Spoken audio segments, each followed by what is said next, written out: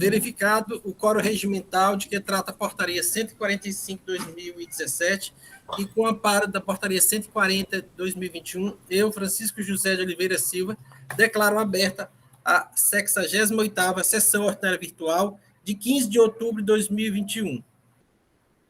Inicialmente, informo aos senhores conselheiros e demais presentes que as atas das sessões anteriores serão lidas e assinadas na sessão do dia 25 de outubro, tendo em vista que a secretária está participando de um curso e não teve tempo de concluir a feitura da ata. Indago a Silvana se temos resoluções para assinatura. Não, senhor presidente. Não havendo leitura, vamos passar para o nosso expediente do dia.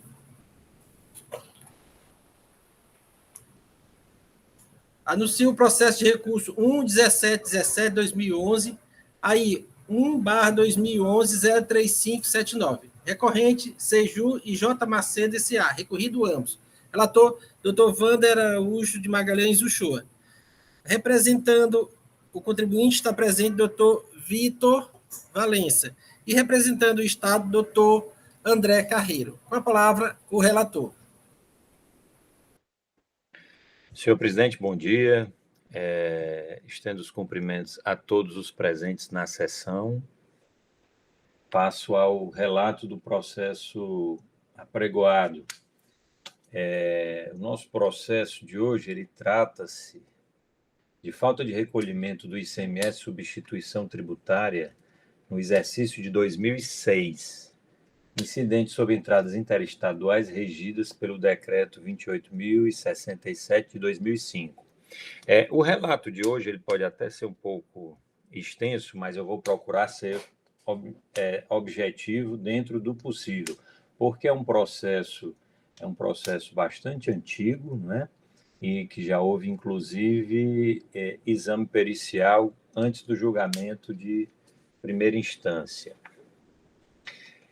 Em seu relato, o agente autuante ele imputa a seguinte infração: falta de recolhimento do imposto, no todo ou em parte, inclusive o devido por substituição tributária na forma e nos prazos regulamentares. O contribuinte recebera mercadorias sujeitas ao regime de substituição tributária sem a devida comprovação do recolhimento, tendo sido cobrado do estabelecimento fiscalizado através do auto de infração, conforme cópias de notas fiscais de entradas interestaduais em anexo. Ele aponta a infringência aos artigos 73 e 74 do Decreto 24.569 e a imposição da penalidade preceituada no artigo 123, inciso 1, a linha C, da Lei 2.670, alterado pela Lei 3.418. O crédito tributário do auto de infração, ele girou em torno de R$ 718.090,52, que foi o valor de ICMS e o valor da multa, né? O valor do ICMS, R$ 359.045,26 e multa de igual valor. Aduz o agente autuante que o contribuinte recebera transferências interestaduais de mercadorias derivadas da farinha de trigo, de produção de outros estabelecimentos da mesma empresa, através dos CFOPs 6151 e 6408, sem que se constatasse a devida substituição tributária ou retenção do imposto, como determina a legislação em vigor. Cientificada do lançamento, a hora recorrente apresentou tempestiva impugnação ao auto de infração, que está nas folhas 91 a 101 dos autos, alegando, primeiramente, a decadência dos fatos geradores ocorridos de janeiro a maio de 2006, em razão do lançamento tributário ter ocorrido em abril de 2006. Desculpem, em abril de 2011. A impossibilidade de cobrança do ICMS-ST nas entradas interestaduais de massas alimentícias tributadas na forma do Decreto 28.067 e que tais valores foram devidamente recolhidos. A fiscalização não segregou a origem das notas a origem das entradas interestaduais, não diferenciando se as transferências eram provenientes de estados signatários do Protocolo 50 de 2005. Atribuiu à impugnante responsabilidade sobre o recolhimento de tributo que deveria ter sido recolhido pelo remetente das mercadorias, que o imposto foi devidamente retido e recolhido pelos remetentes das mercadorias, juntando-se aos autos todas as respectivas guias.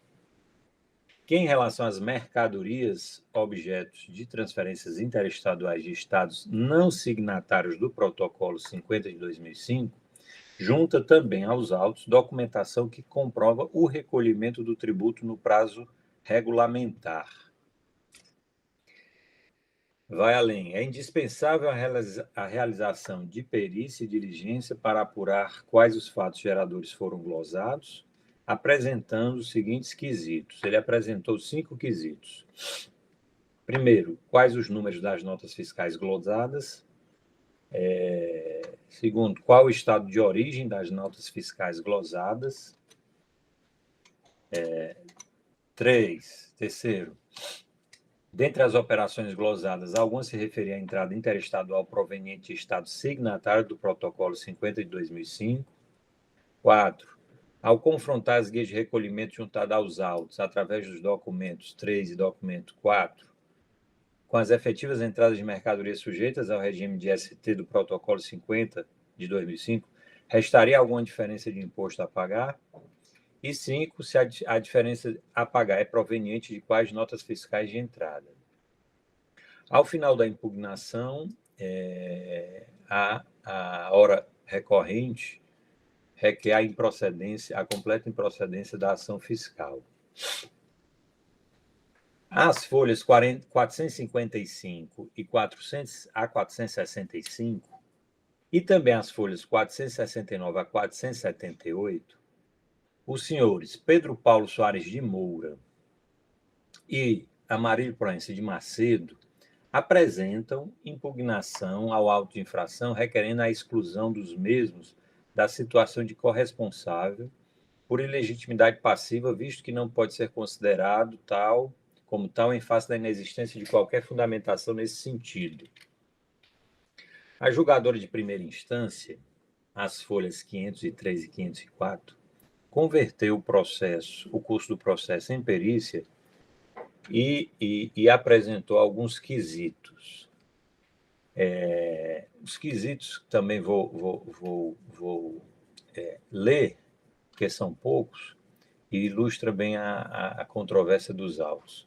Primeiro, informar se no confronto das GNRE e DAIs acostados pela impugnante nos autos, com as informações fornecidas pelo aplicativo Receita Cefaz, se ainda existe diferença a recolher, visto que constatei a existência de DAI com recolhimento parcial do imposto ST.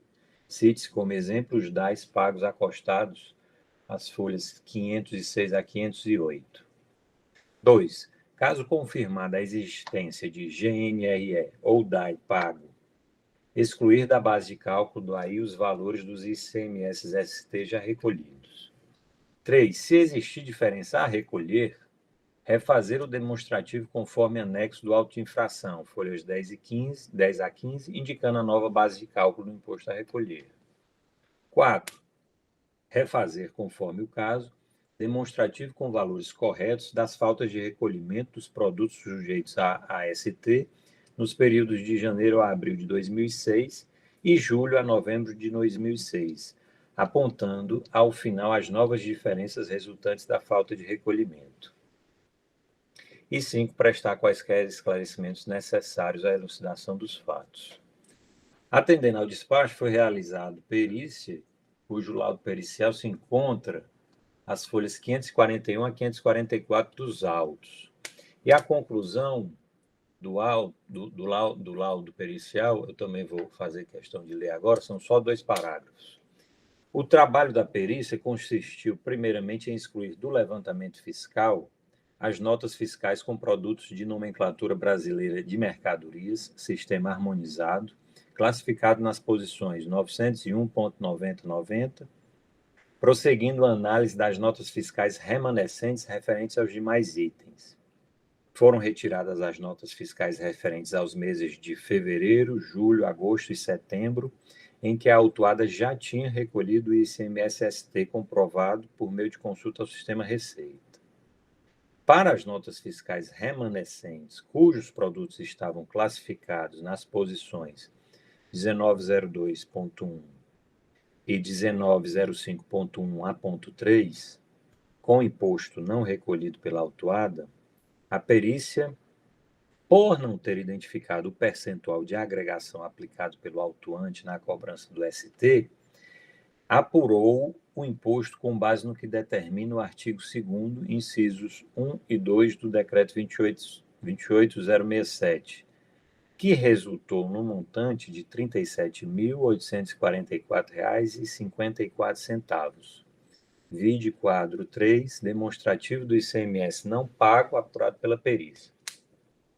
Aqui, senhores, eu vou apenas repetir uma frase dessa conclusão, porque ela vai ser objeto de discussão pela parte. Em relação à observação do perito de que não identificou o percentual de agregação aplicado pelo autuante na cobrança do ICMS-ST em sua planilha. Em sua planilha do autuante. As folhas 641 a 646, o contribuinte apresentou manifestação ao laudo pericial, argumentando que, mesmo com a dedução dos valores, o saldo tido como faltante não pode subsistir. Primeiramente, em razão da decadência, pois o saldo apurado pela perícia refere-se apenas aos meses de janeiro a março de 2006. Os meses seguintes foram retirados pelo laudo pericial. Então, remanesceu só operações de janeiro a março de 2006. Além do fato da decadência, defende o autuante, ao realizar sua apuração, defende que o autuante, ao realizar sua apuração, utilizou metodologia de cálculo falha e não evidenciou os percentuais de agregação utilizados para o cálculo do ICMS-ST supostamente devido, não deixando claro os valores cobrados, assim cerceando o direito de defesa, obrigando o perito a refazer a autuação, mesmo não sendo competente para tanto. O julgamento de primeira instância, as folhas 648 e 649, foi pela parcial procedência da autuação, acolhendo o resultado do laudo pericial. Então, assim, a parcial procedência do julgamento de primeira instância se deu apenas pela redução da base, a redução do valor atribuído pelo laudo pericial. Discordando da decisão de primeira instância, a empresa apresentou, nos termos da nossa legislação, recurso ordinário, folha 656 a 664, repisando as alegações feitas na impugnação e requerendo a extinção do crédito tributário remanescente pela decadência e, alternativamente, a nulidade da ação fiscal, haja vista o auditor não ter deixado claro os valores cobrados. A assessoria processual tributária, em seu parecer, entende pela nulidade do julgamento singular por não ter analisado o argumento trazido pela parte de que não foi possível identificar o percentual de agregação aplicado pelo agente do fisco na cobrança do ICMS-ST demonstrado na planilha do auto-infração. Assim, entende ainda que o direito à ampla defesa e ao contraditório da recorrente foi maculado, devendo o processo retornar à primeira instância para novo julgamento. O processo, então, vem a essa colenda Câmara para julgamento do reexame necessário do recurso ordinário. Senhor presidente, tanto a parte como a Procuradoria vão ser instadas a se manifestar, eu resumi bem a parte do recurso ordinário e do parecer da assessoria processual tributária. É esse o relato, senhor presidente. Obrigado, doutor Wander. Passando aqui a sequência do processo, falar para o doutor André Carreira. Obrigado, senhor presidente, senhora secretária. Senhoras e senhores conselheiros da segunda Câmara de Julgamento, senhor advogado representante da empresa, bom dia a todos. E como bem relatado, presidente, está em análise um recurso ordinário e reexame necessário contra a decisão de parcial procedência do auto de infração, decorrente de imputação de recebimento de mercadorias, no caso massas e derivados de farinha de trigo, em operações interestaduais sujeitas ao regime de ICMS substituição tributária, sem a devida comprovação do recolhimento anterior do imposto.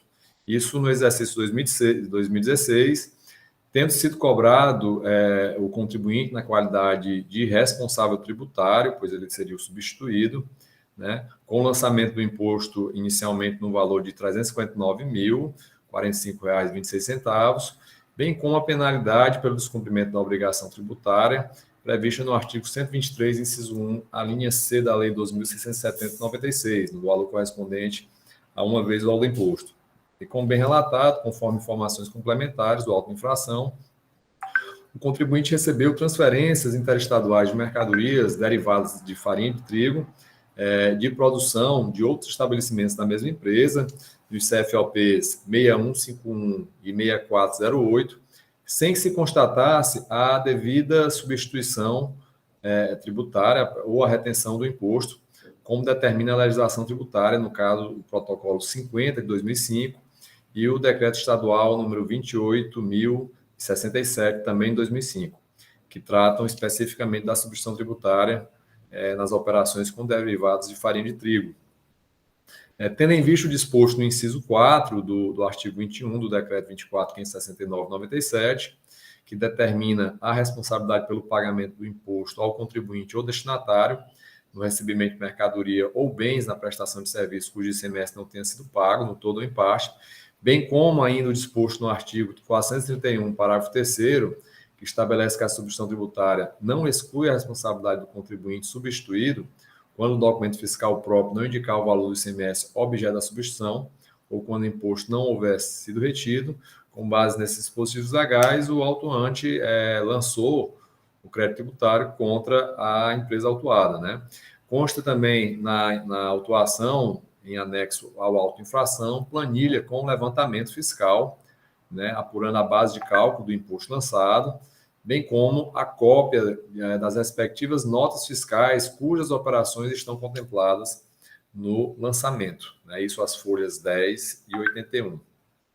Temos como dispositivos e regras legais infringidos os protocolos ICMS 50 de 2005, decreto 28.67 de 2005, bem como artigos 21, inciso 4, 431, parágrafo 3º do decreto 24.569/97. Já o julgamento de primeira instância ele foi pela parcial procedência, motivado pelo resultado da perícia que foi determinada pelo julgador singular em atendimento ao pleito formulado pelo contribuinte, cujo laudo pericial excluiu do levantamento fiscal os itens classificados nas posições 1901 e 9090 da normatização brasileira de mercadorias no sistema harmonizado, pois o artigo 1º do decreto 28.067 de 2005, que institui o regime de substituição tributária, somente contempla os produtos nas posições 1902.1, 1905.1 e 1905.3, né? Tendo sido retiradas, portanto, as notas fiscais referentes a esses produtos nos meses de fevereiro, julho, agosto e setembro. Né, também foram retiradas mercadorias, que nesse caso também se verificou que houve o recolhimento do ICMS pela autuada, o que foi comprovado mediante consulta ao sistema Receita, disponibilizado ao fisco. E assim foi apurado o imposto referente às notas fiscais remanescentes, o levantamento fiscal, com base no disposto no artigo 2º, incisos 1 e 2 do decreto 28.067 de 2005, resultando na manutenção do lançamento no valor de R$ 37.844,54. Isso foram os fundamentos da decisão de primeira instância e essa motivação pelo fato dela ter sido parcial procedente. Tendo destacado ainda o laudo, né, que procedeu assim, pois não entendeu que não foi identificada a forma de identificação do percentual de agregação que havia sido aplicado pelo atuante. E, a partir dessa decisão, o contribuinte ele traz um recurso, uma argumentação totalmente diferente da que ele havia trazido na impugnação, né? Até porque parte dos pedidos foram acolhidos, principalmente no que toca parcialmente em relação ao mérito e parcialmente em relação e integralmente em relação à perícia que por ele foi solicitada e realizada, para os devidos ajustes por ele solicitada. Mas aí no recurso ele traz uma nova argumentação, inicialmente alegando a nulidade do auto de infração, por entender, a partir do laudo pericial, que a metodologia de cálculo do auto de infração ela teria sido obscura e imprecisa, né? Pois, segundo constou no laudo, não havia sido demonstrada a margem de agregação, né? E que, inclusive, esse argumento não teria sido enfrentado pelo julgador de primeira instância. No entanto, entendemos que não há como ser acolhida a alegação de nulidade, nem do auto de infração, muito menos do julgamento de primeira instância, né? Como já foi dito, a recorrente inova em seu recurso em relação aos argumentos trazidos na impugnação, né? Ao alegar que a metodologia de cálculo utilizada pelo autuante foi falha, né? Uma vez que não teriam sido evidenciados os percentuais de agregação utilizados para o cálculo do ICMS sobre substituição tributária, né? E aí o faz tão somente com base em alguns aspectos mencionados no laudo pericial. E ocorre que, de fato, a empresa, na sua impugnação, ela não havia arguído qualquer nulidade, ou mesmo alegado cerceamento do direito de defesa, né? Isso na primeira oportunidade que teve para falar nos autos, que foi a impugnação, e seria justamente nessa oportunidade que deveria suscitar essas alegações, caso elas realmente se concretizassem. Lembra aos senhores o disposto no artigo 84, parágrafos 2º e 4º da Lei 15.614, de 2014, o qual dispõe que consideram-se sanadas as irregularidades se a parte a quem aproveitar deixe de arguí-la na primeira ocasião em que se manifestar no processo, também não podendo arguir nulidade a que haja dado causa ou para a qual tenha concorrido.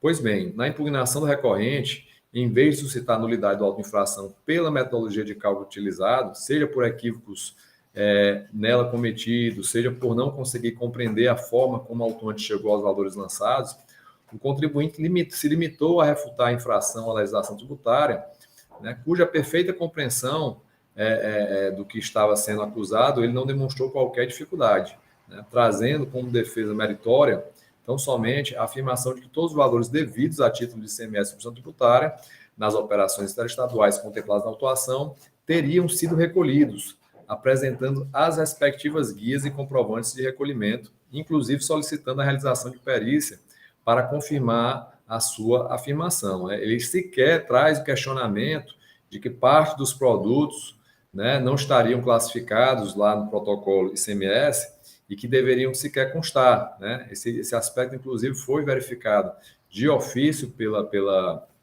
perícia e corretamente fez o devido ajuste no lançamento tributário, né? E, por sua vez, o julgador de primeira instância, analisando os argumentos trazidos, né, e verificando por amostragem na documentação apresentada que haveriam indícios de veracidade das alegações do contribuinte, ainda que parcialmente, ele deferiu a realização da perícia para a devida verificação e, se fosse o caso, para que fossem realizados os ajustes necessários no lançamento tributário. Portanto, denota-se que a recorrente busca valer-se da mera passagem que consta no laudo pericial, na qual o perito informa que ele não conseguiu identificar os percentuais de agregação utilizados para o cálculo do ICMS pelo autuante, para tentar invalidar o próprio lançamento, ignorando completamente que a finalidade da perícia é justamente fazer as referidas verificações e ajustes necessários para o aperfeiçoamento do lançamento do crédito tributário inaugurado pela lavratura do auto de infração. Portanto, a realização da perícia com as verificações e ajustes pertinentes, ao contrário do que alega a recorrente, não lhe cesseou o direito de defesa, até mesmo porque não teve qualquer dificuldade para fazê-la e não suscitou qualquer nulidade na sua impugnação. Na realidade, a perícia ela acaba concretizando o direito de defesa e de contraditório substancial assegurado ao contribuinte, com a efetiva consideração de suas razões de defesa, não se tratando de refazimento da autuação, conforme alega a recorrente. Não se pode ignorar ainda que, de acordo com o artigo 145, incisos 1 e 2 do Código Tributário Nacional, o lançamento tributário pode ser alterado em razão de impugnação ao recurso, sendo o papel da perícia justamente dirimir controvérsias e fazer verificações e ajustes no levantamento fiscal que embasa o lançamento tributário. Oportunidade em que assentou que fez a apuração do percentual de agregação do respectivo imposto, efetivamente devido pela empresa, com base nas regras da legislação tributária, especificamente nos artigos 2º, incisos 1 e 2 do Decreto 28.067 de 2005, contra a qual a recorrente não foi capaz de demonstrar a persistência de qualquer equívoco. Ao contrário, corrobora o resultado apurado pela perícia, né? Portanto, a extemporânea alegação de nulidade somente foi suscitada pela empresa na sua manifestação ao laudo pericial e também, ao contrário do que alega, foi objeto, sim, de consideração pelo julgador de primeira instância, o qual, não obstante suas alegações, confirmou integralmente o resultado apurado no laudo pericial. Não se pode, assim, admitir que a empresa se beneficie de sua própria torpeza ao requerer perícia para os esclarecimentos dos fatos envolvidos na autuação e verificação documental de seus argumentos para, após deferir e apresentado o laudo pericial, diante dos ajustes realizados e apuração do imposto que seria efetivamente devido, buscar anular a própria autuação e a perícia que foi realizada e deferida ao contribuinte. Portanto, não se pode tornar inócuo o trabalho realizado pela perícia, o qual foi materializado no quadro 3, anexo ao laudo pericial, constante às folhas 552 e 554, no qual foi feita a devida apuração do imposto efetivamente devido ao objeto do lançamento tributário.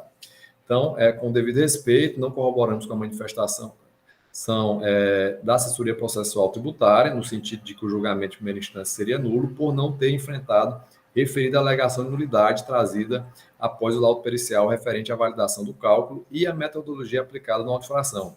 Pois, como dito no início, a realidade do processo é diferente e demonstra que a empresa não teve qualquer dificuldade para exercer seu direito de defesa e não alegou qualquer nulidade na primeira oportunidade que teve para se manifestar no processo, conforme determina a legislação processual pertinente, bem como houve sim o devido enfrentamento dessa questão pelo julgador de primeira instância. Observa-se as folhas 649 que a decisão de primeira instância faz o devido enfrentamento dos argumentos trazidos pelo contribuinte na sua manifestação auto-pericial, quando dispôs expressamente que, abre aspas, os argumentos, ora destacados, não possuem elementos probatórios concretos que suscitem dúvida quanto à conclusão exarada no laudo pericial, ora questionado. Né? Essa é a conclusão da análise feita dos argumentos trazidos na manifestação do contribuinte ao laudo pericial. Assim, ainda que não se concorde com a análise feita pelo julgador, não se pode reputar como cesseado o seu direito de defesa do contribuinte por ausência de fundamentação, pois mesmo tendo sido trazida tardiamente a alegação de nulidade, a mesma foi sim considerada lesão singular, não ensejando qualquer nulidade da decisão proferida. E aí o contribuinte, além dessa questão preliminar, traz um recurso, insiste no argumento que ele traz desde a impugnação, que seria a alegada decadência parcial do lançamento, referente ao período de janeiro a março de 2006, por entender que se aplica, no caso da contagem de prazo decadencial, o termo inicial do artigo 150, parágrafo 4º do CTN. No entanto, também em relação a esse argumento, entendemos que ele deve ser afastado, pois na espécie se aplica o termo inicial do prazo decadencial previsto no artigo 173, inciso 1 do CTN. No caso, não se pode cogitar da aplicação do artigo 150, parágrafo 4º do CTN, tendo em vista que se trata de lançamento de imposto não recolhido pelo substituto tributário e lançado de ofício contra o substituído, na qualidade de responsável tributário subsidiário, conforme autorizam os artigos 21, inciso 4º, e artigo 431, parágrafo 3º do Decreto 24.569/97. Como se já foi dito anteriormente, referidas normas autorizam a atribuição da responsabilidade pelo pagamento do imposto ao contribuinte ou destinatário no recebimento de mercadoria ou bens e na prestação de serviços cujo semestre não tenha sido pago no todo ou em parte, não sendo também excluída a responsabilidade do contribuinte substituído, conforme dispõe expressamente o artigo 431, seu parágrafo 3º, né, quando o documento fiscal próprio não indicar o valor do semestre objeto da substituição ou quando o imposto não houver sido retido. Portanto, nessa situação, o ICMS de substituição tributária devido não pode ser lançado na apuração mensal do contribuinte substituído, não tendo havido, assim, lançamento do imposto por homologação em relação a estas operações, atribuição esta que cabia tão somente ao contribuinte substituto. Portanto, No presente caso, somente através do lançamento de ofício é que seria possível o lançamento do imposto, conforme a hipótese do artigo 149, inciso 5 do CTN, ensejando assim a aplicação do termo inicial do prazo decadencial quinquenal do artigo 1731 do CTN, ou seja, do primeiro dia do exercício seguinte. Assim, consideradas essas premissas legais e fáticas, temos que os fatos geradores referentes a 2006 somente decairiam em 31 de dezembro de 2011, e o auto de infração foi lançado e notificado ao contribuinte em 25 de março de 2011. Portanto, senhor presidente, senhores conselheiros, a PGE manifesta pelo conhecimento do recurso ordinário e do reexame necessário, mas para negar-lhes provimento, confirmando a decisão de primeira instância pela parcial procedência dos autos de infração. São as nossas considerações. Caso necessário, no decorrer das discussões, voltaremos a nos manifestar. Obrigado. Obrigado, doutor André. Seguindo aqui o rito processual, com a palavra o doutor Vitor Valença. Bom dia, presidente, ilustres conselheiros, doutora Silvana, doutor André. Antes de começar, excelência, eu queria falar que o contribuinte abre mão do argumento de nulidade do auto, né, apesar de discordar do argumento do ilustre procurador, de que houve preclusão do direito de apontar nulidade. A gente sabe que na esfera administrativa busca-se o controle de legalidade e a busca da verdade material, né?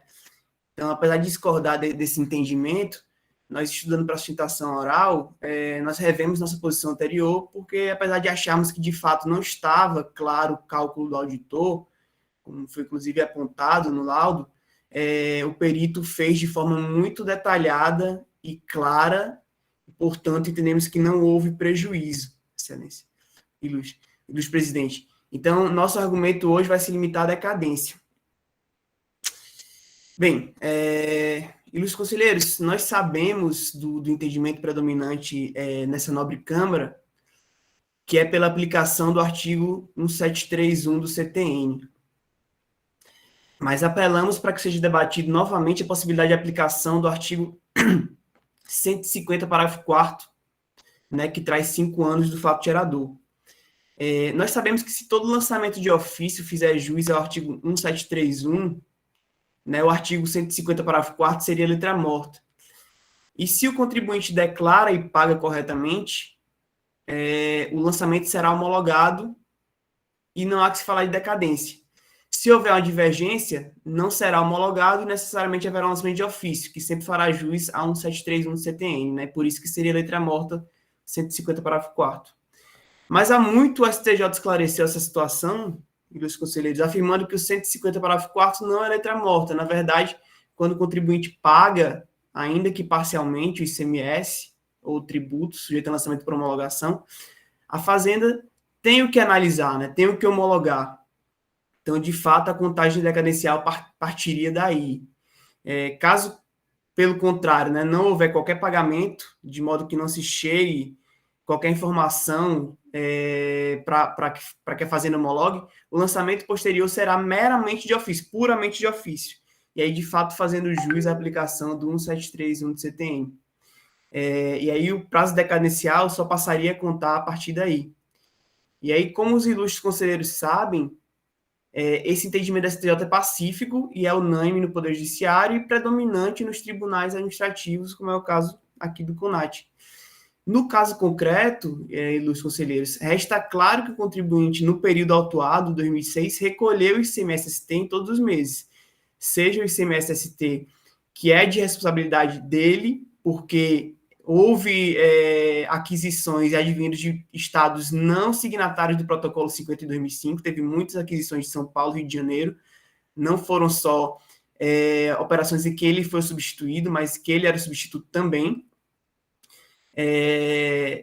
E ficou claro nos autos que houve o pagamento desse ICMS-ST, ainda que se entenda parcial, né? Nas folhas, a partir das folhas 323, nós trazemos comprovantes de pagamento do ICMS-ST de todos os meses do período autuado. Então, ainda que se diga que houve falta de recolhimento parcial, nos termos de entendimento que falamos, o prazo decadencial começou a correr a partir dos fatos geradores. E aí, como a intimação do auto se deu em abril, os períodos de janeiro a março de abril de 2011, né, os períodos de janeiro a março de 2006 já estariam decaídos.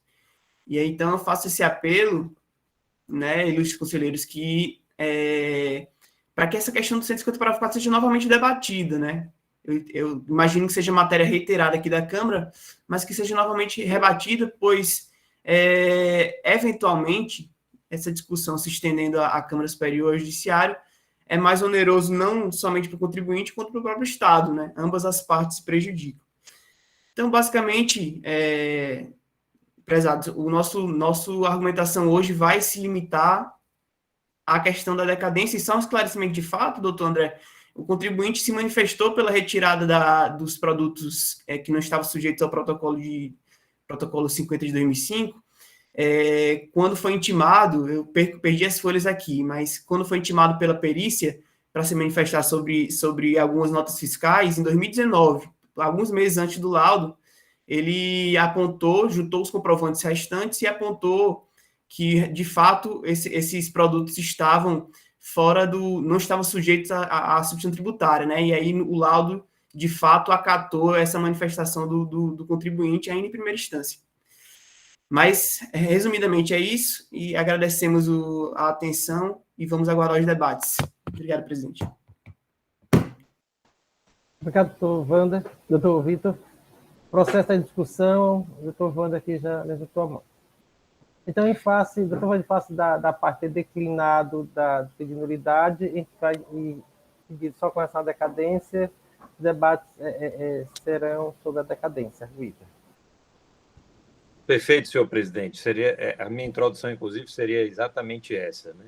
No que pese concordarmos que não houve, que não ocorreu, que não há essa nulidade presente nos autos. Mas já que a parte renunciou a esse pedido, não precisamos enfrentá-lo. Até por uma objetividade do julgamento, antes de adentrarmos a qualquer discussão de mérito, que aí não há muito o que se discutir, até porque a própria parte não traz nenhum elemento, temos que enfrentar a questão da preliminar de nulidade por decadência, né? Pela extinção do crédito tributário por decadência. E aqui, senhor presidente, já vou me antecipando, até porque todos conhecem o meu entendimento, e para mim, sim, é o caso, sim, de extinção do crédito tributário, porque isso operou a decadência. Os meses que subsistem, né, em relação à autuação foram os meses de janeiro a março de 2006. E como o auto de infração foi lavrado em abril de 2011, já transcorreu o prazo de 5 anos, até consultando, e agradeço aqui publicamente a doutora Elineide, que me auxiliou na consulta.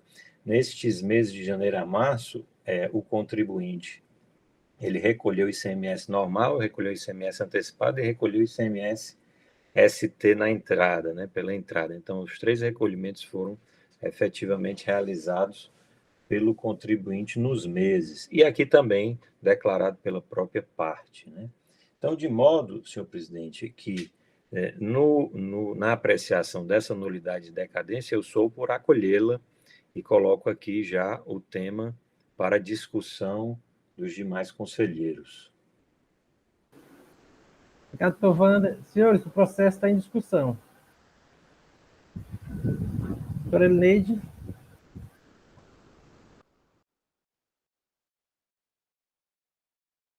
Sem áudio, doutora Elineide. Liga o áudio, por favor. Desculpa, doutor Franzé, desculpa a todos. Embora esse tema, como bem assim frisou o doutor Vitor, ele já tenha uma certa unificação na Câmara Superior, eu assim observo que ele ainda não foi sumulado, né? Então a gente ainda mantém a divergência no pensamento da questão da decadência, aplicando aqui o artigo 173.1 do CTN, com base no artigo 149, né, do mesmo diploma legal.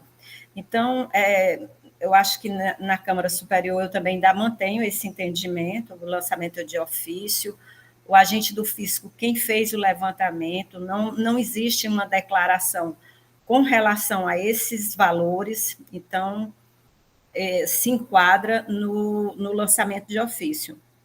Realmente, o doutor Wander solicitou, pedindo para a gente conferir se tinha recolhimento, tem recolhimento nesses períodos do ICMS normal, ICMS ST, antecipado, daí porque auxiliou a fundamentação do doutor Wander. É só, senhor presidente, não tem muito questionamento, porque já são posições mais ou menos solidificadas aqui nessa Câmara, e alguns conselheiros, não são todos, que mantêm esse entendimento. Muito obrigada. Obrigado, presidente. Doutora Jusileide, com a palavra. Reitero meu bom dia a todos. Doutor André, doutor Vitor Valença. Sempre foi bem questionado esse fato da decadência. E fiquei sempre observando as questões e os pensamentos dos conselheiros, do seu procurador, na época, doutor Biratã, e o questionamento é se há recolhimento de fato, né, como o doutor Wander prestimosamente fez a pesquisa, e que houve realmente um recolhimento nas três instituições, né, instituição tributária, normal, ST. Então, assim, o entendimento é pela parágrafo 150, parágrafo 4 do artigo 150, pelo fato de ter havido recolhimento. Sempre o pensamento é, se não há recolhimento, a gente reza pelo parágrafo 171, mas se há recolhimento, a gente preza pelo artigo 150, parágrafo 4 do CTN. Essas são as minhas considerações, senhor presidente. Obrigado, presidente. Algum conselheiro deseja debater mais o tema? Não havendo mais, eu vou colocar em votação a decadência aqui. Começar pelo relator. Doutor Wander, então, sua manifestação é... Senhor presidente, eu acolho a preliminar de nulidade por decadência, entendendo pela aplicação do artigo 150, parágrafo 4º, de acordo com o entendimento da Câmara Superior deste contencioso e também do Superior Tribunal de Justiça, que já enfrentou a questão. Como voto, senhor presidente? Abrangeria todo o processo? Então seria... Sim, porque o saldo remanescente apurado pelo laudo pericial foi só dos meses de janeiro a março de 2006, e que, inclusive, foi o objeto da parcial procedência da primeira instância. E estes meses, sim, estariam dentro do período acobertado pelo artigo 150, parágrafo 4º, de modo que seria uma nulidade que arrasaria integralmente o auto de infração. Então, doutora Jusileide, como vota? Com o relator, senhor presidente. Doutor Rafael Souza? Com o relator, aderência total. Doutora Elineide? Senhor presidente, como explicado anteriormente, eu abro a divergência aplicando 173.1 do CTN. Doutor Henrique? Presidente, como já sabido aqui, o nosso posicionamento em relação a isso, entendemos também, como a doutora Elineide, né, que se trata de lançamento de ofício, e por isso aplicamos 173.1 do CTN também. E doutora Eliane responde. Com o primeiro voto divergente, senhor presidente, pela aplicação do 173 do CTN. Pronto. Mesmo tendo havido até a mudança da composição, a doutora Eliane responde, em face da série do doutor Leilson, né? Foi mantido o empate, o entendimento dessa Câmara sempre está equilibrado. Metade pensa pela decadência e a outra metade não. E o presidente tem decidido sempre pela aplicação da regra 173.1 do CTN, combinado com o 49. Então, em face do exposto, eu vou decidir logo aqui pela rejeição da decadência, conforme o voto da Elineide, né, que rejeitou. Agora, superada essa preliminar, doutor Wander, no mérito, como vota? Senhor presidente, vou proferir meu voto no mérito agora, mas eu já fico com uma dúvida, e essa dúvida eu acho que já existiu em algumas sessões, mas eu confesso que eu não me veio à memória como restou nesse dia.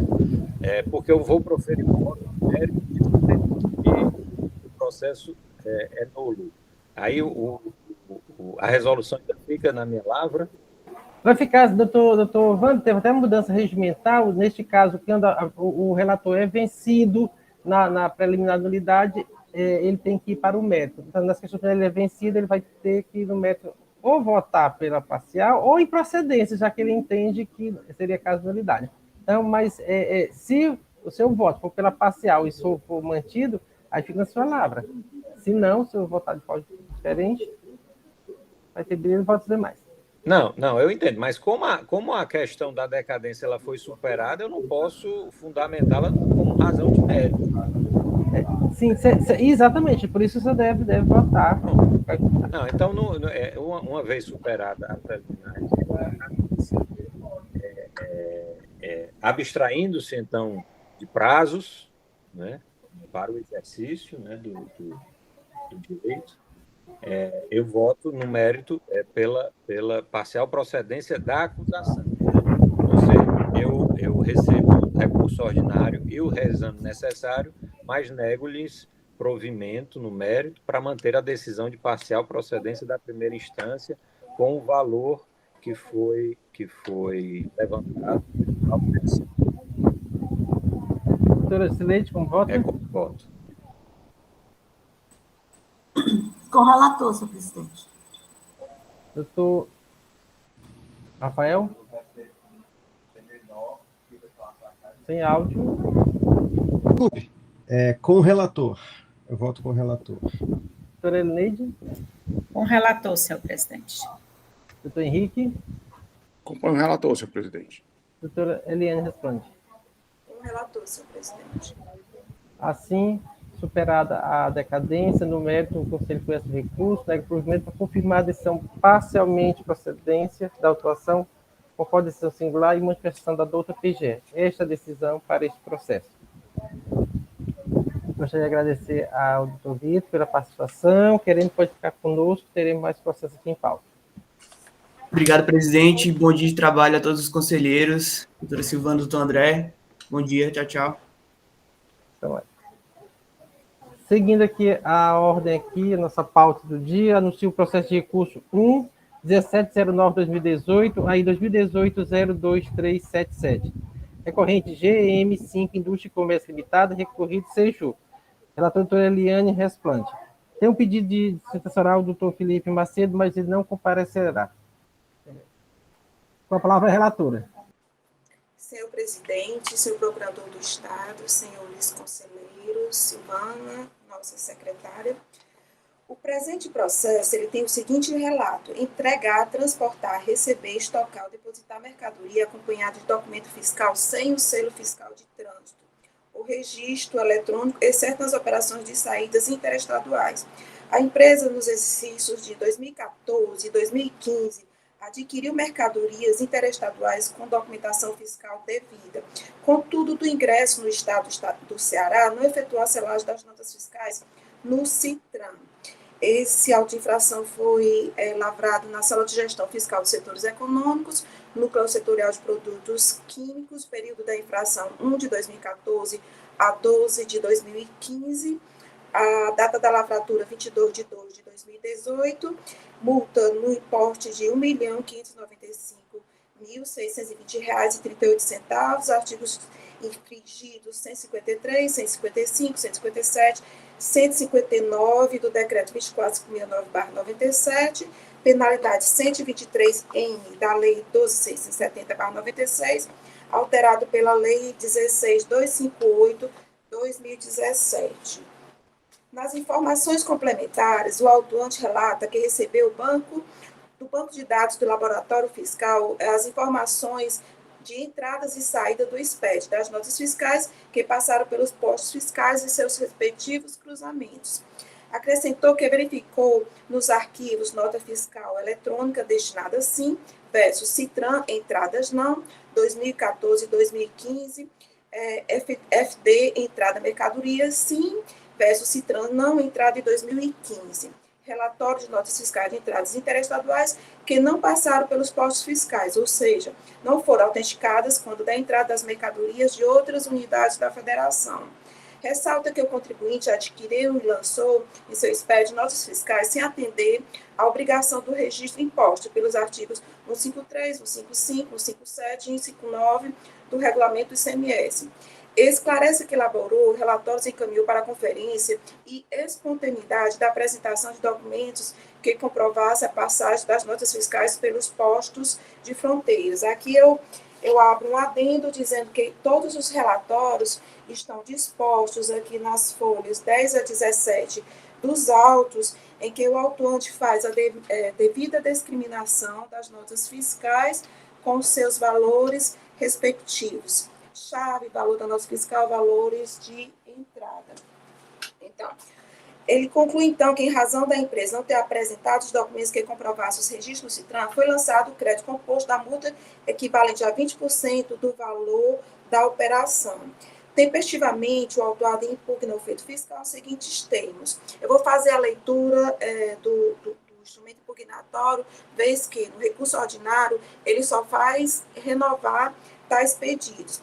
Então, no instrumento impugnatório, ele preliminarmente argue a nulidade do feito pela irretroatividade da legislação tributária, a penalidade aplicada com base em lei posterior, que a auditora aplicou a penalidade do artigo 123, 3N da Lei 12.670/96, alterado pela 16.258/2007, de forma equivocada, e aponta no auto de infração dispositivo de lei posterior, tendo em vista que não havia penalidade para o período fiscalizado.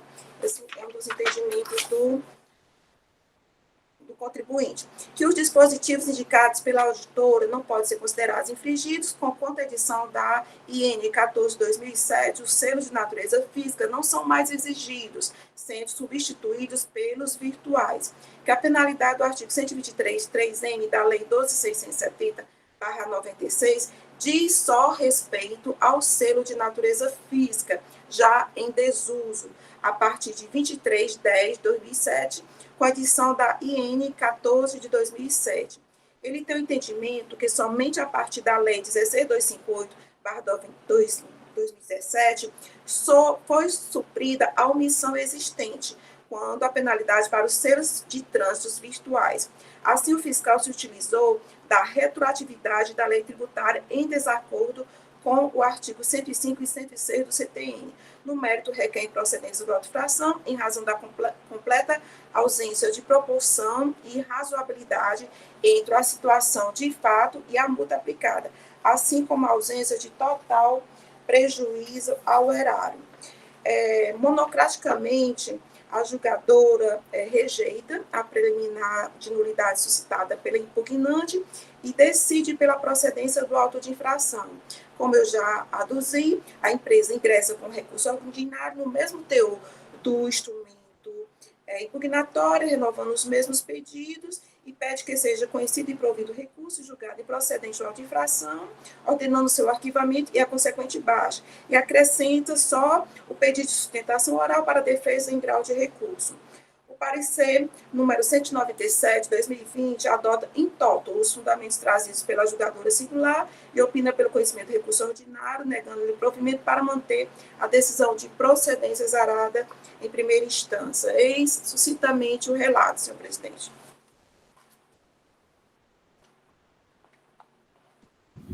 Obrigado, doutora Eliane. Com a palavra, doutor André Carreiro. Obrigado, senhor presidente. Renovo os cumprimentos a todos. Como muito bem relatado, trata-se de um recurso ordinário contra a decisão de procedência do auto de infração, confirmando a imputação de falta de selo fiscal de trânsito em notas fiscais de operações interestaduais de entrada, nos exercícios 2014 e 2015, em operações no montante de R$ 341.442,28 e R$ 7.636.659,59 centavos, respectivamente, né, para cada exercício, lançando-se a penalidade pelo descumprimento da obrigação acessória, previsto no artigo 123, inciso 3, da linha M da Lei 12.670/96, correspondente a 20%, indicando já a norma com a alteração da Lei 16.258 de 2017, o que importou na aplicação de uma multa no valor de R$ 1.595.620,38. Conforme informações complementares, levantamento fiscal se deu com base no cruzamento dos bancos de dados de notas fiscais emitidas com destino ao contribuinte, bem como com sua FD, confrontados com o sistema corporativo da Cefaz, destinado a registro de mercadorias em trânsito interestadual, no caso Citran, e a partir dessa análise verificou-se que não foi efetivado o registro de trânsito de diversas notas fiscais eletrônicas de aquisição interestadual destinadas à autuada no Citran. Verificou-se também que parte dessas notas fiscais não registradas no Citran estavam escrituradas na FD do contribuinte. O levantamento fiscal constam 2 planilhas com o resultado dos referidos cruzamentos, planilhas estas denominadas FD Entradas de Mercadorias Sim versus Citran, Entradas Não 2015, e a outra planilha NFE Destinadas Sim versus Citran, Entrada Não 2014-2015. A metodologia de fiscalização ela está amparada no artigo 818 do regulamento do ICMS, bem como no artigo 9º, parágrafo 4º da Instrução Normativa 49/2011. Já a obrigatoriedade de aposição do selo de trânsito ou o registro equivalente, né, seja no Cometa, mais remotamente, seja no sistema Citran, nas operações interestaduais de entrada, está prevista no artigo 157 do regulamento ICMS, tanto na redação vigente pelos fatos geradores, bem como na redação atual. E o contribuinte, no seu recurso, suscita inicialmente a nulidade do auto de infração, né, uma vez alegando que a utilização foi utilizada a legislação posterior ao ocorrência dos fatos geradores, né, entende que a penalidade aplicada incerta no artigo 123, inciso 3, a linha M da Lei 12.670/96, alterada pela Lei 16.258 de 2017, é posterior aos fatos geradores e somente nela foi incluída a expressão virtual para a modalidade nota fiscal eletrônica. Portanto, entende que, à época dos fatos, não existia penalidade que pudesse ser aplicada ao descumprimento da obrigação acessória, né? No caso, entendemos que deve ser afastada. Primeiramente, já existiria, sim, uma penalidade aplicável ao descumprimento de qualquer obrigação acessória que não tivesse uma penalidade específica, que seria o 123.8D, mas não é o caso, pois a penalidade aplicada, com a redação vigente à época dos fatos, era, sim, a do artigo 123.3M, né? A gente verifica que a nulidade, a alegação de nulidade, ela centra-se no suposto uso equivocado da legislação aplicável à penalidade. Contudo, a recorrente ignora que a obrigação tributária acessória de registro de notas fiscais referente ao trânsito interestadual de mercadorias, sejam elas eletrônicas ou em meio físico, sempre foi exigida pela legislação tributária.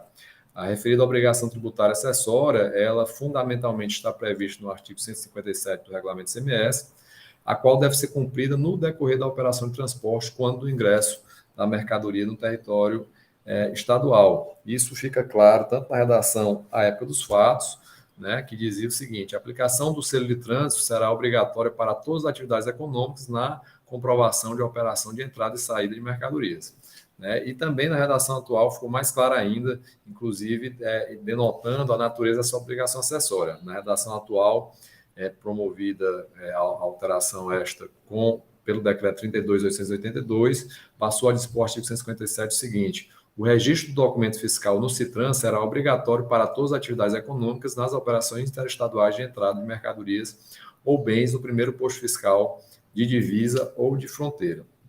Portanto, não resta dúvida que a obrigação acessória sempre existiu, bem como a penalidade correspondente, não havendo que se falar na referida nulidade. Ademais, como bem destacado pela decisão de primeira instância, a partir de 2012, com a instituição do Citran, o fisco passou a fazer somente registro eletrônico de operação nas divisas do Estado. Portanto, tal argumento corrobora que não merece acolhimento, alegação de nulidade, pois verifica-se que o registro do Citran correspondente ao selo de trânsito já era exigido em período anterior ao exercício fiscalizado, inclusive para notas fiscais eletrônicas, as quais já estavam obrigados os contribuintes. Ademais, a alteração da redação da norma punitiva, na realidade, veio apenas deixar mais clara a incidência da referida penalidade pelo descumprimento da referida obrigação acessória. Não houve nenhuma inovação na norma, nem majoração de penalidade prevista, tanto na época dos fatos geradores como atualmente, em 20%. Né?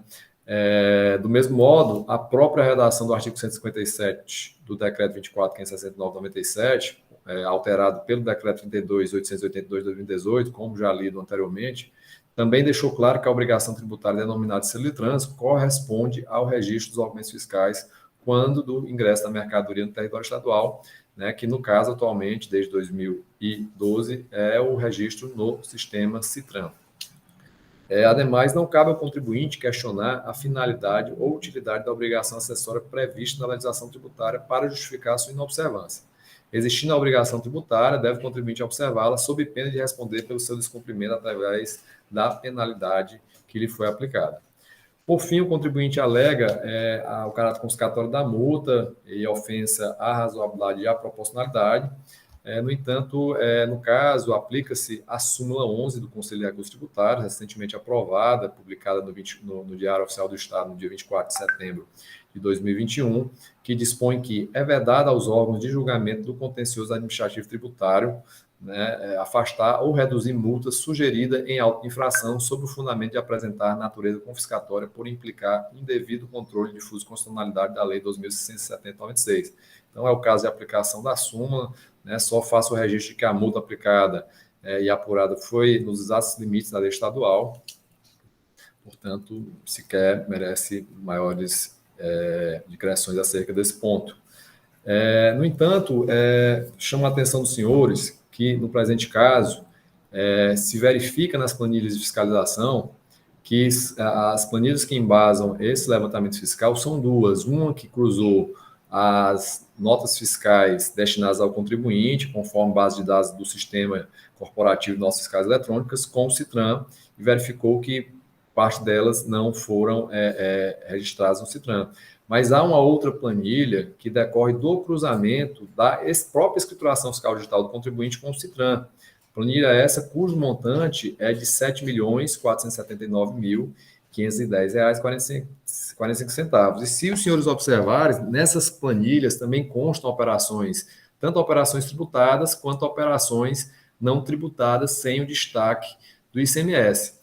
Então, diante dessas circunstâncias fáticas já apuradas nos autos, entendemos que há que haver uma readequação da penalidade, pois é possível a aplicação da legislação posterior que passou a prever um atenuante para as referidas circunstâncias verificadas na autuação. No caso, a Lei 16.258 de 2017 incluiu o parágrafo 12, no artigo 123, em que passou a prever a redução da multa do artigo 123, inciso 3M, que prevê a multa de 20%, nos casos em que esses documentos fiscais, apesar de não registrados no CITRAN, estiverem escriturados na FD, pode ser reduzida para um percentual de 2%, e a aplicação retroativa ela resta autorizada em razão do disposto no artigo 106, inciso 2, a linha C do CTN. Por outro lado, também existindo operações não tributadas, ainda que não registradas na FD, entendo que em relação a essas operações seria o caso da aplicação da atenuante do caput do artigo 126 da Lei 12.670, bem como em relação às operações não tributadas, mas escrituradas na FD, aplicaria-se a atenuante do parágrafo único do artigo 126. Então, é necessário fazer essa segregação das situações para que a penalidade incida de acordo com cada uma delas. Então, entendemos que, no caso, fica, a não ser que o relator já tenha se atentado ou algum outro conselheiro para a situação, fica inviabilizado o julgamento do processo, antes de se fazer essa segregação para aplicação e apuração da penalidade. Então, nesse sentido, a PGE manifesta-se pela conversão do julgamento em diligência pericial para confirmar a escrituração das notas fiscais na FD do contribuinte, conforme indicado na planilha de folhas de 12 a 17, segregando as operações tributadas daquelas não tributadas para fins de aplicação da penalidade adequada a cada situação, quais sejam artigo 123, inciso 3M, para as operações tributadas e não escrituradas, a atenuante do parágrafo 12 para as operações tributadas e escrituradas, o artigo 126 caput para as operações não tributadas e não escrituradas, e o 126, parágrafo único, para as operações não tributadas e escrituradas. Não sei se foi compreensível aos senhores, mas, em síntese, senhor presidente e senhores conselheiros, são essas nossas considerações em relação ao presente processo. Obrigado. Obrigado, doutor André. Processo colocar em debate aqui, o doutor Wander já levantou a mão. Doutor Wander, com a palavra. Sim, senhor presidente, obrigado. É apenas uma questão que eu gostaria de esclarecimento da ilustre relatora, até para a possibilidade da aplicação do parágrafo 12, né, da atenuante do parágrafo 12. Nas que são tributadas, houve o recolhimento do tributo? Porque eu olhei que na ação fiscal tiveram outros autos de infração. Esses outros autos de infração não seria por falta de recolhimento, não? Nas mesmas operações?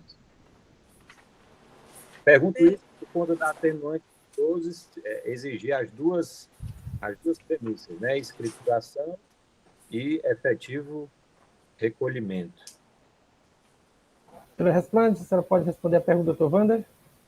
Bem, conselheiro Wander, eu estou só em mão só com esse processo, né? Eu não posso, pelo que eu estou vendo aqui, tem outros processos que já ainda estão na SEJU, tem um que está quitado, né? E como o doutor procurador diz, aqui nós temos duas planilhas, né?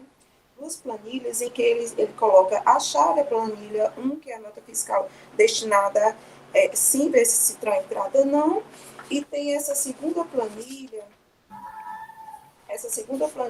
que ele faz toda a relação das notas fiscais, mas não há essa segregação.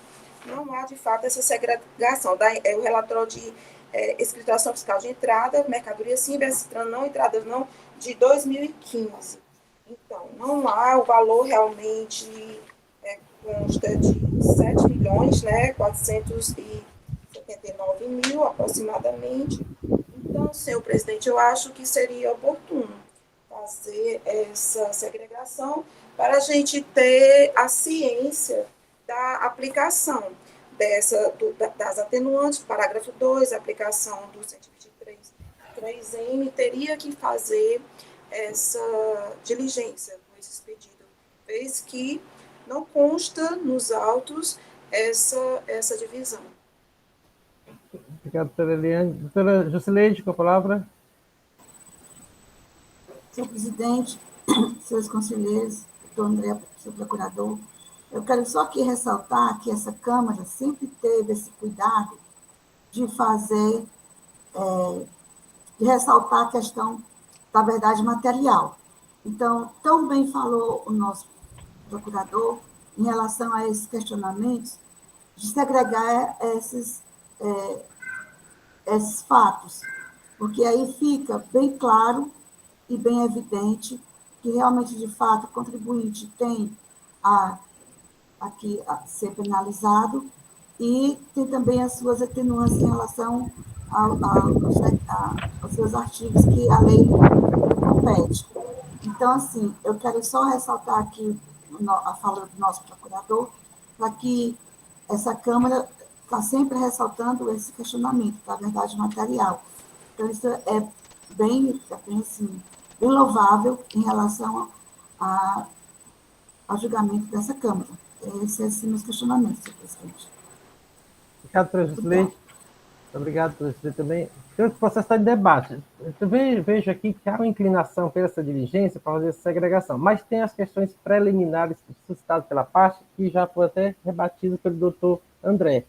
Com relação às preliminares, vocês querem fazer um debate? Eu já tenho convicção firmada. Doutora Eliane? Não, eu só queria ressaltar que a obrigatoriedade do selo fiscal não é de hoje, não é uma coisa que é inovada, como aduziu o contribuinte, e que a instrução normativa 14 de 2007, que ele tanto trata e ele tanto aduz, ela vem simplesmente dentro de um cenário tecnológico, né, como seria o selo virtual, esclarecer esclarecer. E, então, não é uma coisa atípica.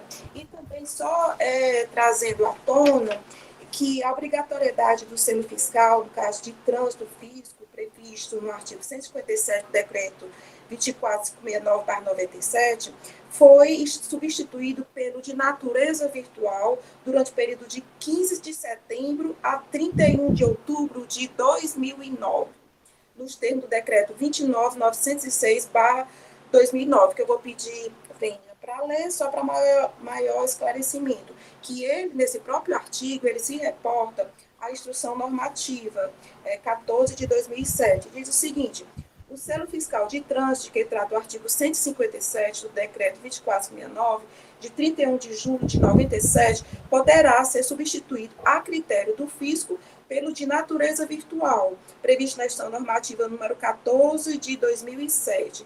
Então, essa preliminar, senhor presidente, é totalmente infundada, ao meu ver. Dessa forma, eu já adianto que eu afasto como todo procurador do Estado.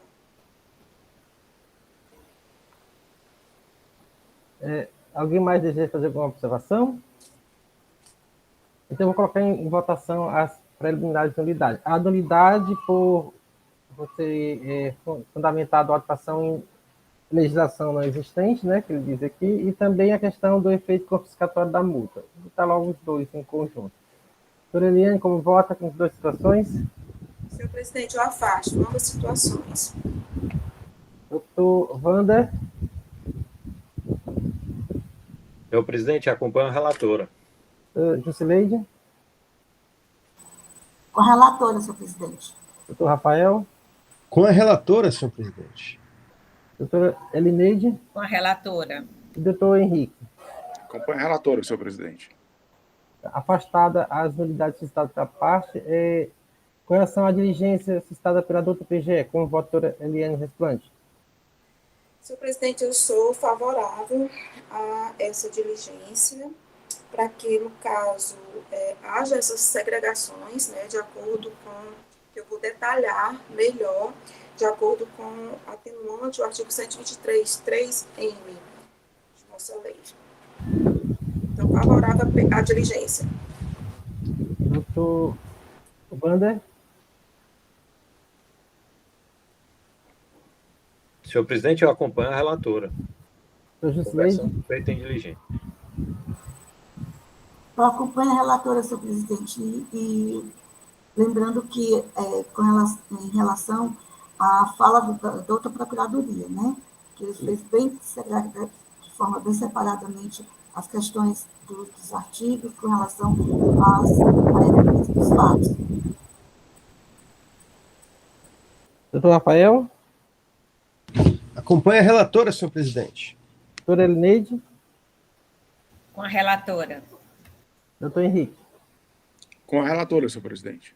A segunda Câmara resolve converter o curso de processo em diligência com vista à separação das operações de acordo com a tributação incidente para fim de aplicação das atenuantes previstas no parágrafo 12 da Lei 2.696 e também no artigo 126, caput e parágrafo 1. Esta decisão para este processo.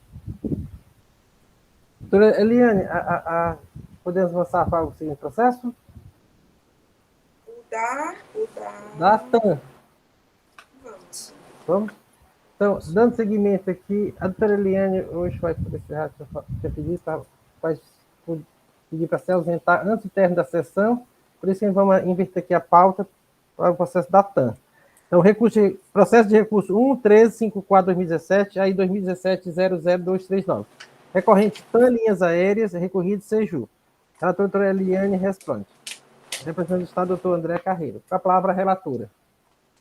Bem, renovamos meus cumprimentos, senhor presidente, senhor procurador, senhores conselheiros, senhora secretária. O presente processo tem o seguinte relato: transporte de mercadoria acobertado por documentos fiscais inidôneos. Ao fiscalizarmos as mercadorias do AWB, e tem um número de série aqui, constatamos que havia a nota fiscal 074292 e que se tratava de um retorno com a mesma nota.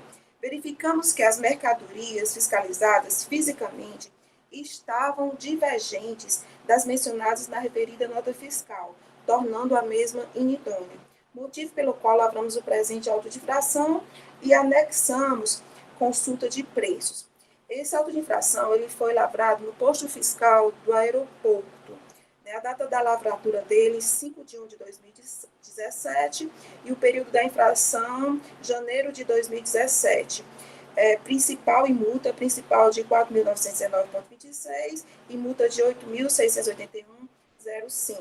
Artigos infringidos, 16.1b, 21.2c, 28.131, 169 do decreto 2469, penalidade 123A da lei 12.670, alterado pela 13.418.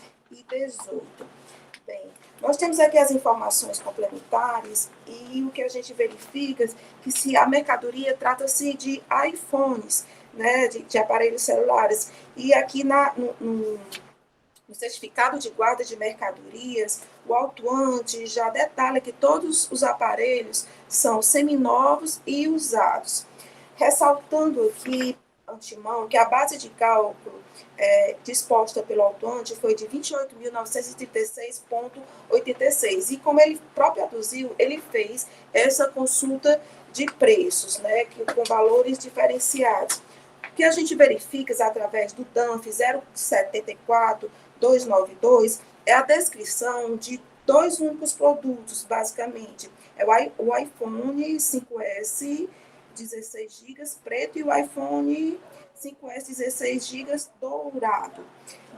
E no certificado de guarda, nós temos iPhone 5S 16 dourado, temos iPhone 5S cinza espacial, temos iPhone 6 dourado, temos iPhone 64 rosa, temos iPhone 6S com 64 GB cinza espacial, temos iPhone 6S Plus, temos o Galaxy S4, temos o Galaxy 6 e branco, dourado, preto, que a gente sabe que há toda uma discriminação e uma diferenciação de valores, como foi destacado pelo autuante. Isso aqui foi o motivo da inidoneidade do documento do DANF. Então, temos aqui a transportadora, no caso, seria a TAM, todas as notas fiscais, e vem a empresa, que no caso é a SIM, Soluções Inteligentes para o Mercado Móvel, no primeiro momento, se defendendo, né, que no caso ela seria a proprietária dos produtos, né, que ela apresenta a defesa, as folhas 17 a 36 do processo, argumentando o seguinte, que as mercadorias estavam sendo transportadas pela TAM, mas o real proprietário das mercadorias é assim. Se tivesse feito o levantamento sido feito corretamente, concluía de forma inexorável pela não exigência da infração, que o físico não intimou o impugnante a prestar esclarecimento sobre as incompatibilidades das informações presentes no sistema eletrônico, que a divergência existente limitava-se apenas à quantidade de produtos transportados, característica insuficiente para declarar em torno do documento fiscal, que houve cerceamento ao direito de defesa em razão da falta de embasamento, que houve inversão do ônus da prova, que o erro de quantidade não é critério para inidoneidade do documento fiscal, segundo o disposto no artigo 131 do regulamento do ICMS, que a inidoneidade do documento fiscal só pode ser questionada pelo ente federativo que teve algum tipo de prejuízo fiscal com a prática, que o artigo 123.3, a linha 1 da Lei 12.670, prevê multa de 20% e não de 30%, e requer a redução da multa para 10% do valor da operação. Então, logo em seguida, nós temos o julgamento monocrático, em que ela afasta todas essas situações e argumenta que o documento fiscal é de fato inidôneo, julga pela procedência, com entendimento que existe diferença não apenas em relação à quantidade, como alega o impugnante, mas também com relação à descrição dos produtos transportados, existindo, portanto, razão suficiente para que um documento fiscal fosse declarado inidôneo. Também argumenta que um documento fiscal inidôneo não possui validade jurídica e não se presta para acobertar o transporte de mercadorias, e que a situação fática está muito bem descrita, né? E que no caso do presente autoinflação não são falhas passíveis de correções. Então, decide pela procedência com aplicação do imposto e da multa. Logo em seguida, temos, agora, nesse segundo momento, quem vem aos autos é a TAM, Linhas Aéreas.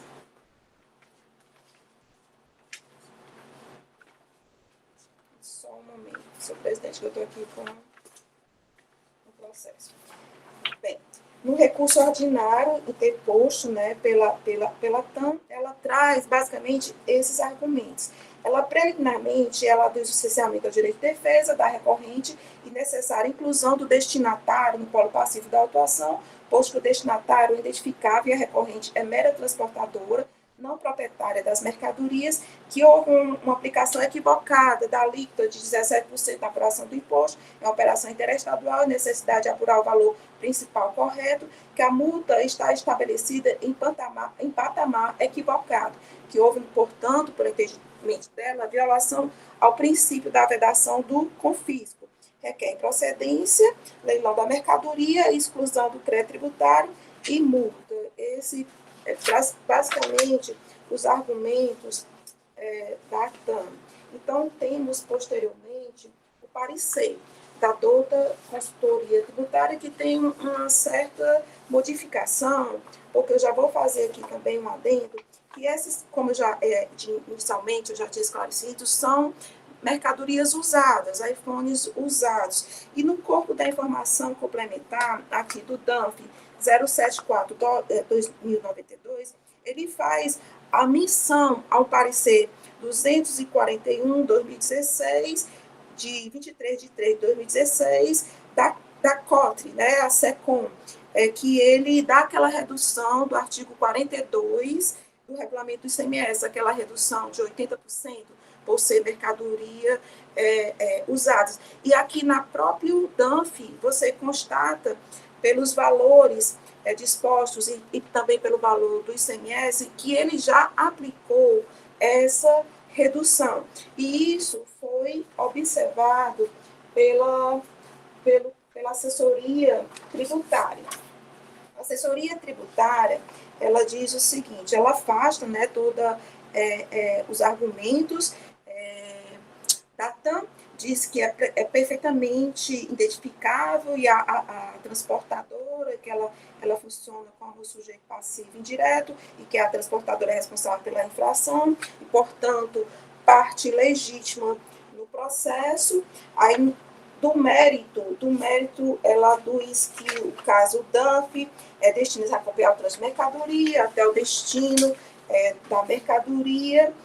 E o que eu tenho a ressaltar é no que concerne a aplicação dessa redução da base de cálculo que a assessora tributária colocou, quer dizer, dispôs, né, aplicou sobre o valor da base de cálculo disposta pelo autuante, que, como eu já tinha aduzido no início, ele desconsiderou todo o documento fiscal e produziu, através de consultas, né, e anexou aos autos consultas de preço, encontrou essa base de cálculo de 28.936,86, e em cima desse valor, a assessora tributária, ela aplicou o percentual de 80%, né, que se transformou em multa de 1.041,73, ICMS de 1.041,73 e a multa de 1.041,73, fazendo menção exclusivamente a esse parecer, porque nesse parecer também foi uma consulta, apesar de não ser uma consulta específica da SIM, mas há esse costume de ela vender esses aparelhos seminovos, e outra empresa, no caso, tinha pleiteado esse esclarecimento junto à Secretaria da Fazenda, e a Secretaria da Fazenda, através desse parecer, posicionou-se concernente a essa redução de 80%. Então, em cima desse valor de 28 mil foi aplicada essa redução, vez que o agente autuante desconsiderou totalmente o DANF por ser inidôneo. Espero ter esclarecido a situação. Eis o relato, senhor presidente. Obrigado, doutora Eliane. Com a palavra, doutor André Carreiro.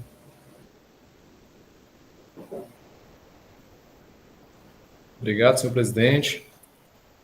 Mais uma vez, saudando a todos, como muito bem relatado. Trata-se de um recurso ordinário contra a decisão de procedência do auto-infração, com a imputação de transporte de mercadoria com documento fiscal inidôneo, em razão da divergência entre a descrição e a quantidade das mercadorias constantes do documento fiscal com aquelas que, de fato, estavam sendo transportadas, tendo sido apurada a base de cálculo no valor de R$ 28.436,86, bem como lançado o imposto no valor de R$ 4.919,26 e a penalidade pelo descumprimento da obrigação tributária acessória previsto no artigo 123, inciso 3, alinhada à Lei 12.670/96, correspondente a 30% do valor da operação. Foram indicados como dispositivos legais infringidos os artigos 16, inciso 1, a linha B, 21, inciso 2, a linha C, 28, 131 e 169, inciso 1, do Decreto 24.569/97. No recurso, o contribuinte alega inicialmente cerceamento do seu direito de defesa, bem como a necessidade de inclusão do destinatário das mercadorias indicado no documento fiscal inidôneo no polo passivo da autuação. No entanto, entendemos que não há como ser acolhido o argumento, não há que se falar em cerceamento de direito de defesa, visto que a autuação foi clara e precisa, permitindo ao contribuinte exercer sua ampla defesa contraditória, como de fato o fez e faz, apresentando tanto impugnação quanto recurso contra o desânimo de primeira instância, os quais foram e serão devidamente apreciados pelo órgão de julgamento. Por outro lado, conforme dispõe o artigo 21, inciso 2, a linha C, do regulamento do ICMS, o transportador é responsável pelo pagamento do ICMS em relação à mercadoria transportada sem documento fiscal idôneo.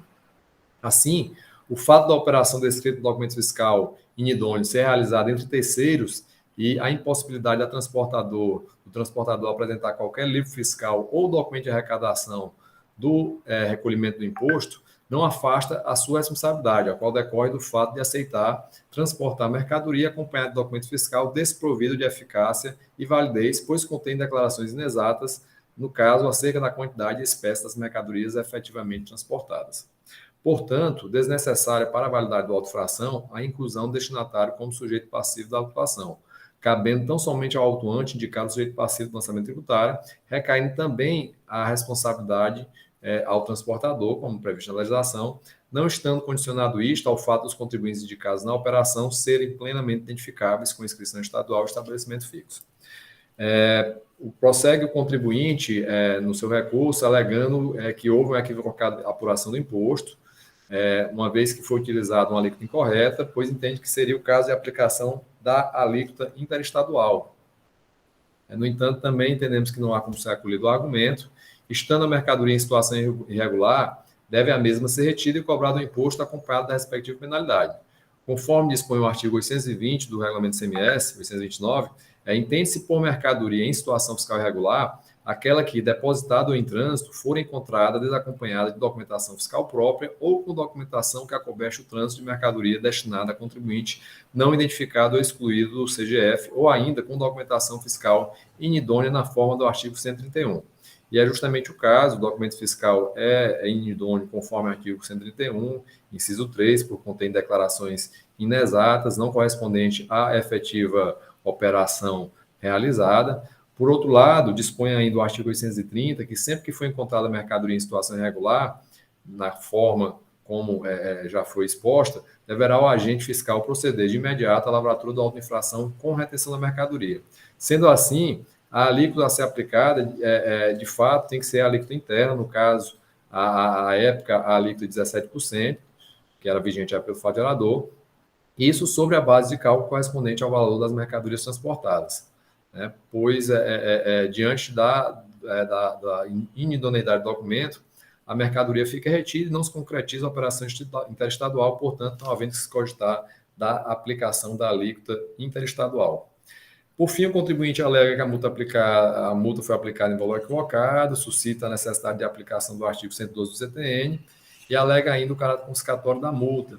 No entanto, também entendemos que não há como ser acolhida a argumentação, verifica-se que a multa foi aplicada nos exatos limites da lei estadual sobre o valor da operação da circulação de mercadoria, não havendo que se cogitar da aplicação sobre o valor da prestação de serviço de transporte da mercadoria, com base na declaração de conteúdo do remetente, tendo sido feito, por outro lado, a devida apuração do valor das mercadorias pelo autuante, né? Por outro lado, sendo assim, não existe dúvida acerca da capitulação legal do fato ou da natureza da penalidade aplicável ou sua graduação, não havendo, portanto, a possibilidade de se cogitar da incidência do artigo 112 do CTN. Por fim, em relação ao caráter confiscatório, aplica-se a súmula 11 do CRT, já citada nos processos anteriores, não cabendo essa análise por esse contencioso. E, como bem dito pela relatora e constatado pela assessoria processual tributária, de fato, o lançamento ele merece alguns reparos. Inicialmente, em relação à base de cálculo apurada, né, uma vez que verifica-se que se trata de fato de mercadorias usadas, portanto, deve sim incidir a redução da base de cálculo em 80%, né, inclusive conforme a orientação já afirmada em outra situação distinta, em parecer da administração tributária. Portanto, é correta a apuração da base de cálculo, né, conforme parecer. Outro sim também em relação à penalidade aplicada, ressalto também a necessidade de ser aplicada a penalidade mais benéfica posterior, com a redação da Lei 12.258 de 2017, né, previsto no artigo 123, inciso 3, a linha A, item 2 da Lei 12.670 de 96, né, para o transporte de mercadoria com documento fiscal inidôneo, pois antes era uma multa de 30% do valor da operação e atualmente está prevista uma penalidade mais benéfica, correspondente a uma vez o valor do imposto, né, e, portanto, a aplicação retroativa autorizada pelo artigo 106, inciso 2, a linha C do CTN. Então, nesse sentido, a PGE manifesta pelo conhecimento do recurso ordinário para dar-lhe parcial provimento para reformar a decisão recorrida, julgando parcial procedente de auto-infração, com a adequação da base de cálculo, conforme a redução prevista na legislação, em 80%, e apurado pela assessoria concessão tributária, bem como readequando a penalidade, indicando como fundamento legal do artigo 123, inciso 3, a linha A, item 2, da Lei 2.670 de 96, alterada pela Lei 16.558 de 2017, correspondente a uma vez o valor do imposto. É isso, senhor presidente, senhores conselheiros, e aguardo as discussões. Obrigado, doutor André. Doutora Eliane, o processo está em discussão. Senhores conselheiros, o processo está em discussão. Doutora Eliane, quer fazer alguma observação?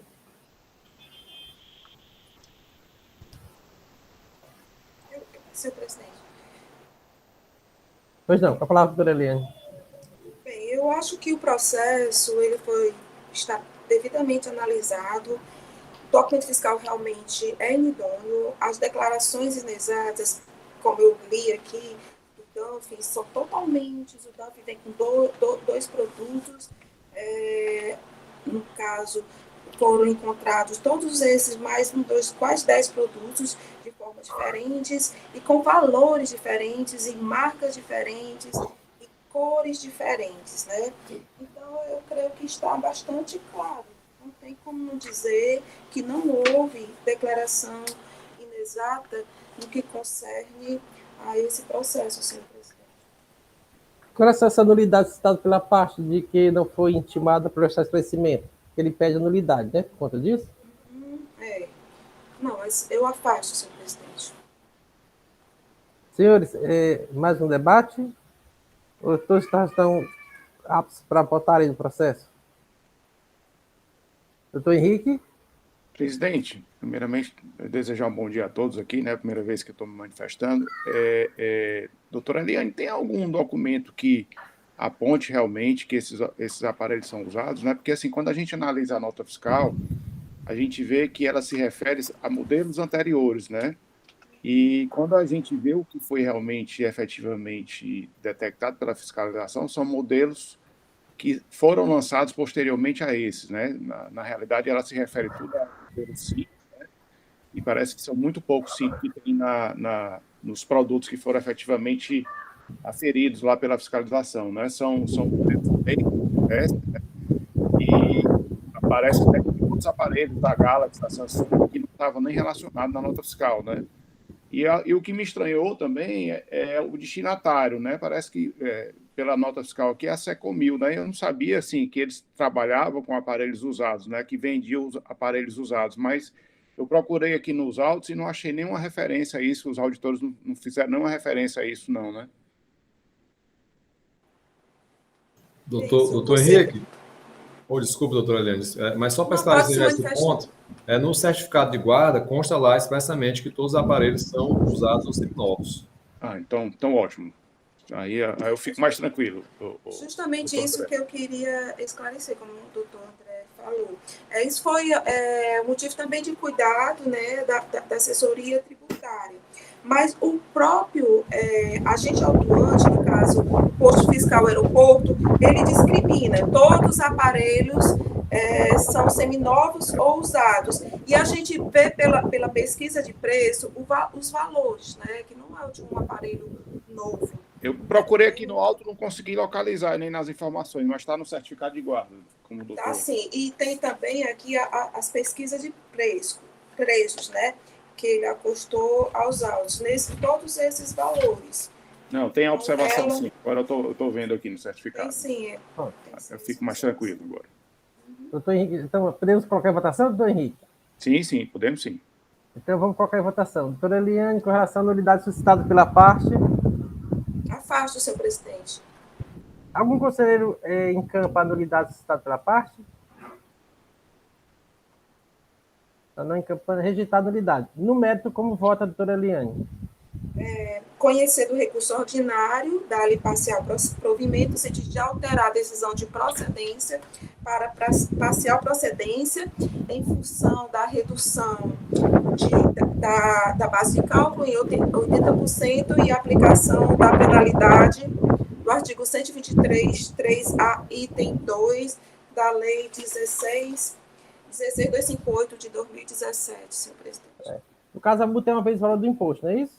Isso, que é mais benéfico ao contribuinte. E não 30% do valor do operação. Doutor Wander, como vota? Acompanho a relatora, senhor presidente. Doutora Jusileide? Com a relatora, senhor presidente. Doutor Rafael? Acompanha a relatora. Doutora Elineide? Com a relatora. Doutor Henrique? Acompanha a relatora, senhor presidente. Então, a segunda Câmara, por votação unânime, após rejeitar a nulidade, no mérito desse para parcial, procedência da atuação, reenquadrando a penalidade para ser uma vez o valor do imposto. A multa ser uma vez o valor do imposto, conforme a Lei 16.258 de 2017. Esta é a decisão para este processo. Senhores, vamos dar 10 minutos de intervalo, tá bem? Então, 10 e 25 a gente volta. Tranquilo?